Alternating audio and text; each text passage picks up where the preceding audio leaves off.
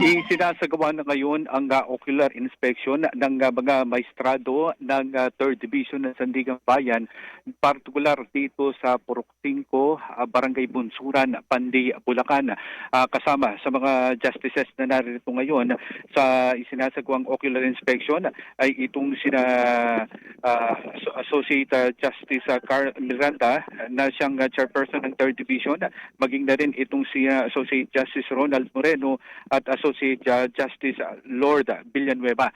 Sa mga oras na ito ay tinitingnan yung mismong pinakamapa na tumutukoy dun sa proyekto. Ang kinapupwestuhan namin sa mga oras na ito ay ito yung tulay dito sa Barangay Bansuran. At dito rin yung sinasabing ginagawa na flood control project, pero batay sa investigasyon ito ay bahagi pa rin ng GOES flood control project na isinagawa dito sa bahagi ng Panday, Bulacan.